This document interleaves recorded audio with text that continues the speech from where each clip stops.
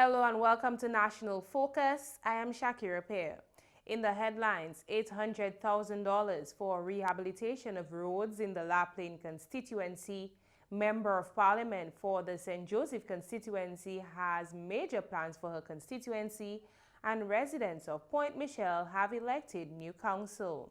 Details of the headline stories and more when we return. The hurricane season is less than a month away. Find out today what types of hazards that could happen where you live. Hurricanes can cause many hazards, including flooding due to heavy rainfall, large waves along the coast, strong winds, landslides, and falling rocks. Determine your risk and be prepared for any eventuality.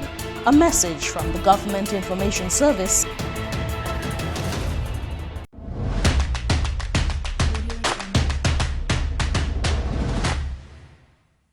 Welcome back.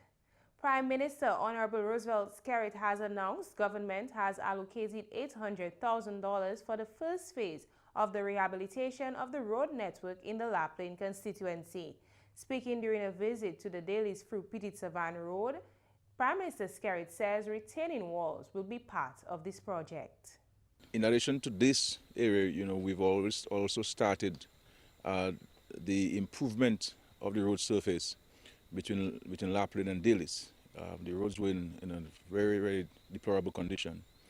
And we have allocated an amount of $800,000 in the first instance to the improvement of the road surface between La Plaine and Dailies. And later on we'll be engaging in the construction of some retaining walls that are very needed, in one I know, for example, in La Ronde, and one just below Dominica. The two critical areas that we need some retaining structure. So there are about three of them, I believe. One in La Ronde and one by this car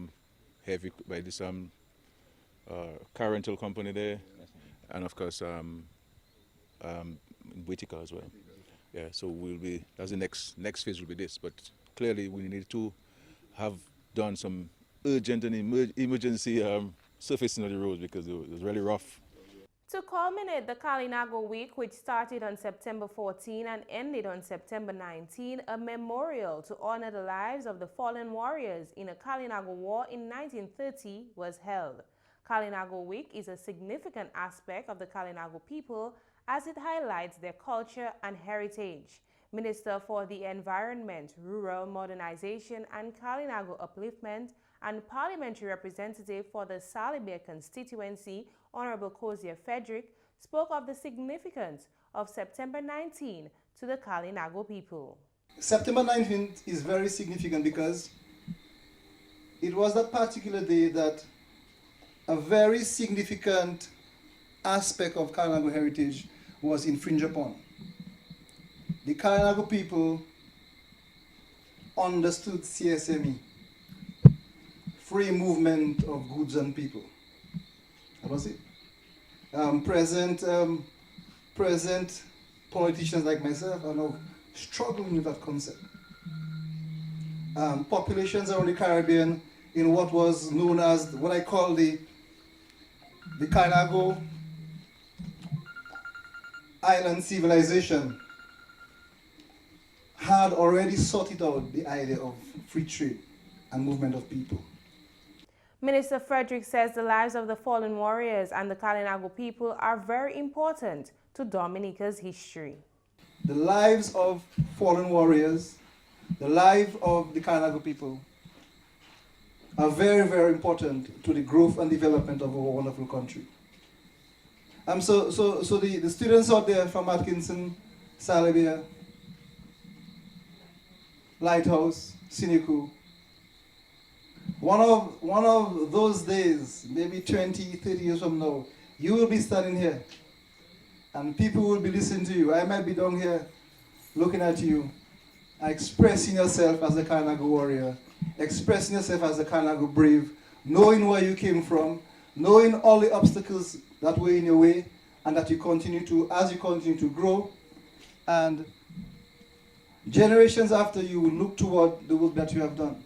Prime Minister Honorable Roosevelt Skerrit says emphasis should be placed on the history of the Kalinago people. First of all, I want to thank you for inviting me to be part of this very historic and important ceremony marking the September 1930 event, which is an important event in the history of our country, but not very well known to us as Dominicans. And this is, I believe, an opportunity with the profound interest which our own Member of Parliament here in the Salvia constituency has about the preservation of the history and the culture of the Kalinago people. I believe it is an opportunity for us now to have this history documented. Not only the 1930 event, which is an event in itself, but the accurate history of the Kalinago people in Dominica. I think this has been lacking in our education system, in our libraries, and we should quite possibly commission the writing of this history. Prime Minister Skerrit said a much greater appreciation should be given to the contributions made by the Kalinago people to the development of Dominica. I believe that as the defenders of our patrimony in Dominica, the Kalinago people, I do not believe that we in this country fully appreciate the contribution which the Kalinago people have made to the defense of this country against colonialism and imperialism. And I believe that we need to have our people understand the contribution of the Kalinago people. And we, as the Kalinago people ourselves, must be able to explain this to the people in a factual manner, so that there can be a greater appreciation for this. And I think history needs to be written, and therefore we need to challenge ourselves to get this written. Kalinago Chief Lorenzo Sanford spoke of the many accomplishments and potential of the Kalinago people. He called on all Kalinagos to be proud of their heritage. Our ancestors fought and died to protect and preserve this land in order for our survival. The invaders thought they had buried us, but they didn't realize that we were the seeds.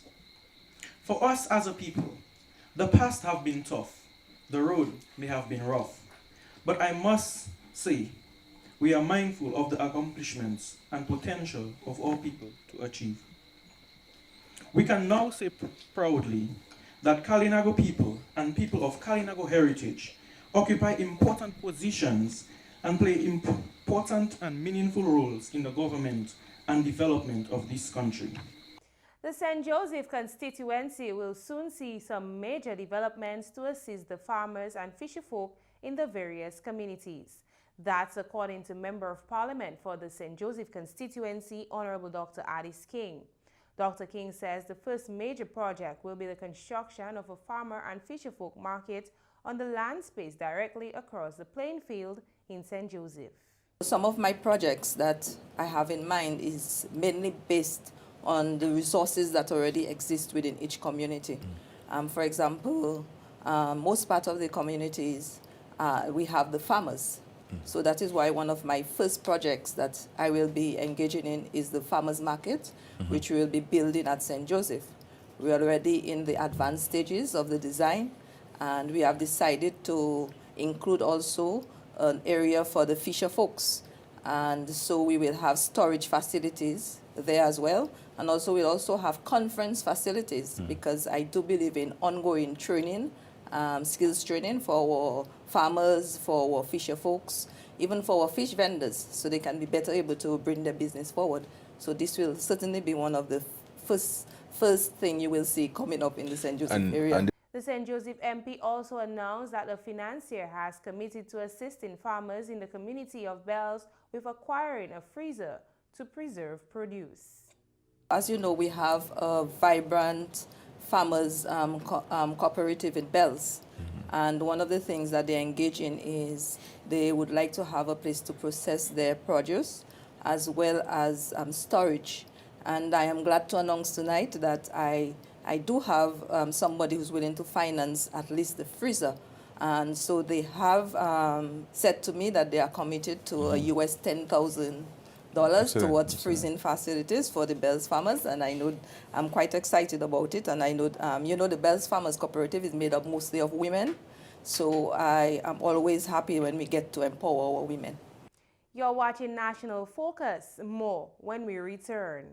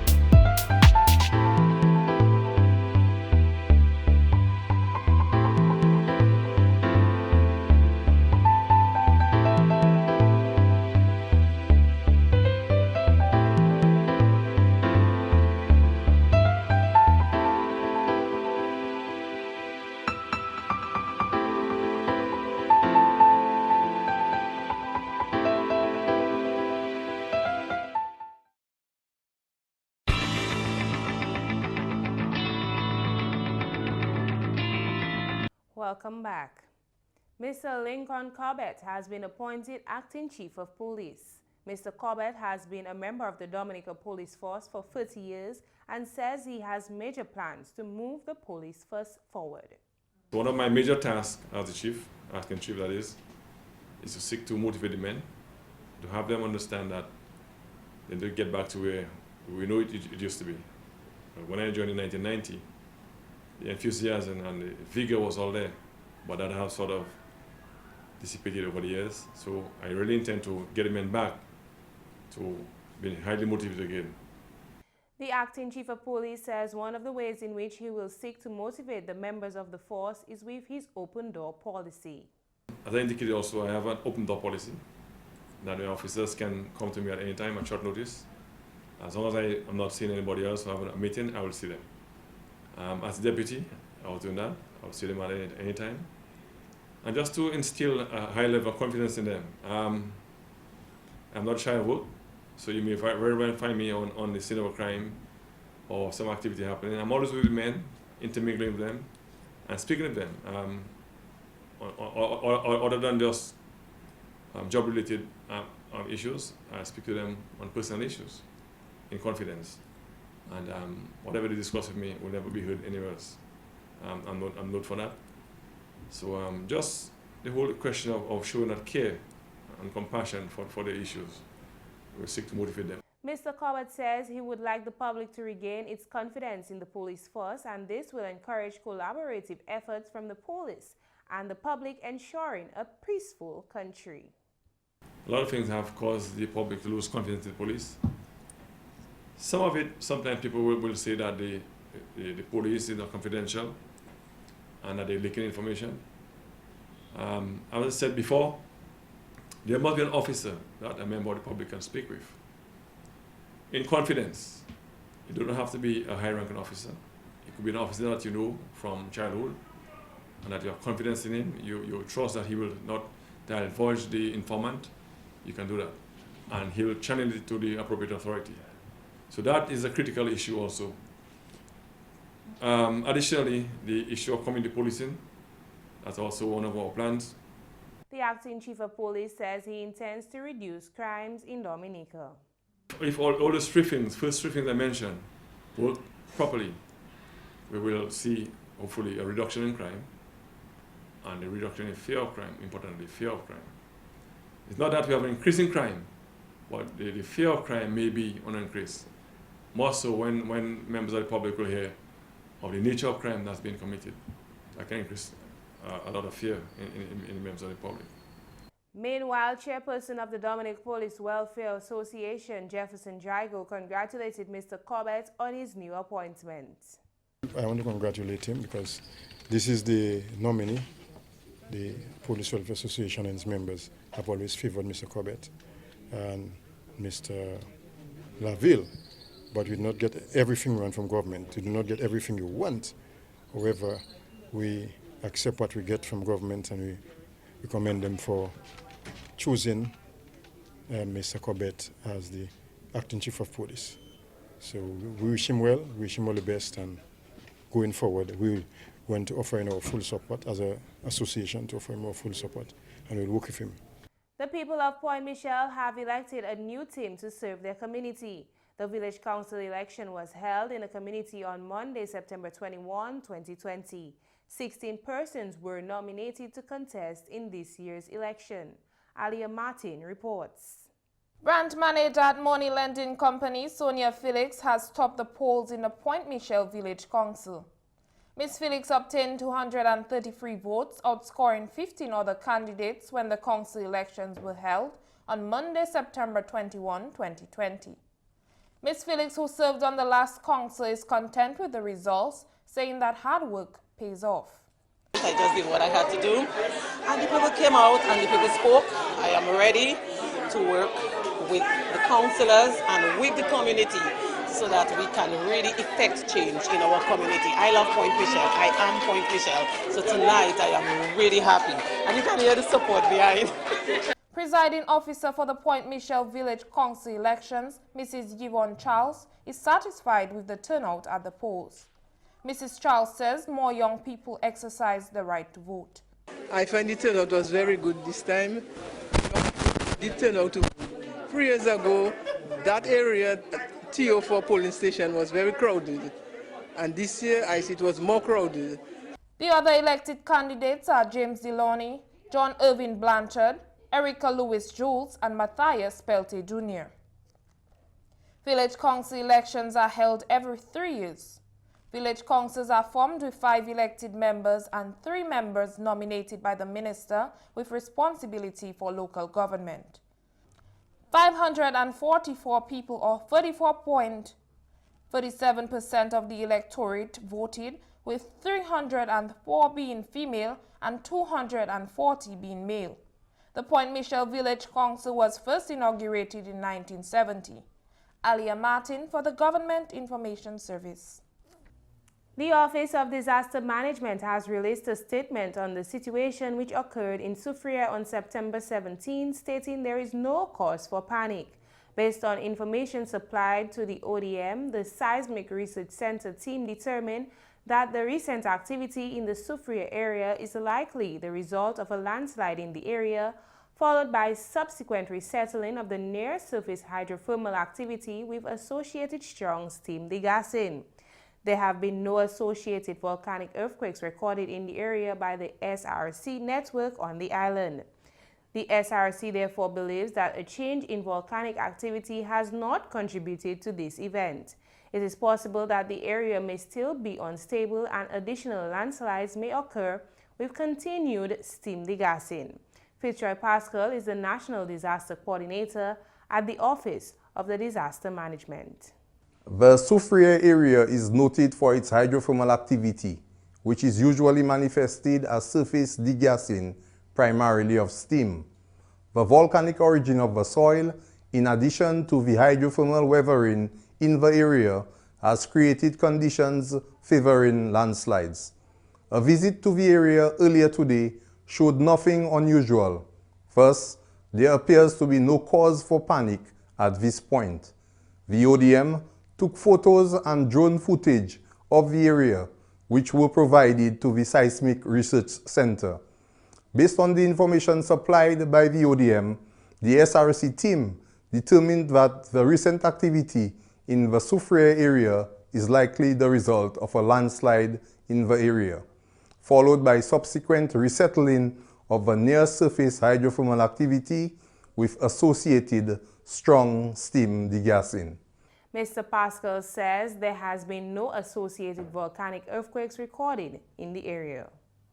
The SRC therefore believes that a change in the volcanic activity has not contributed to this event. It is possible that the area may still be unstable and additional landslides may occur with continued steam degassing.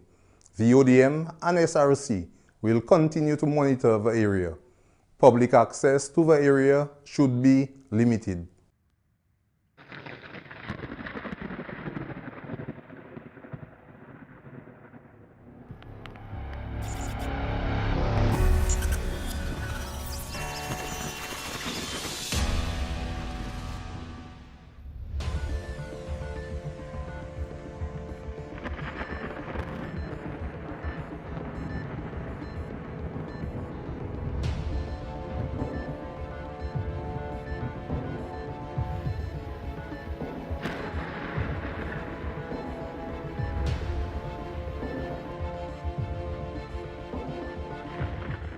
And now your weather update. A band from Hurricane Teddy is generating weak, low-level instability across Dominica and the rest of the Leeward Islands.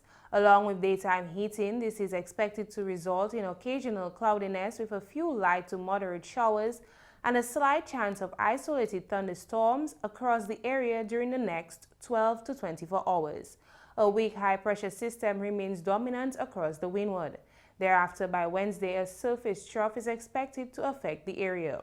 Swells generated by Hurricane Teddy are expected to continue to affect the area during the next 24 hours, with heights up to 7 feet along the eastern coastline. Small craft operators and sea bathers should exercise caution. A further increase in swells peaking to 8 feet is expected on Wednesday. And that's all for this edition of National Focus. Be sure to follow GIS Dominica on Facebook, YouTube, as well as on Twitter. You can also drop us an email at gis@dominica.gov.dm.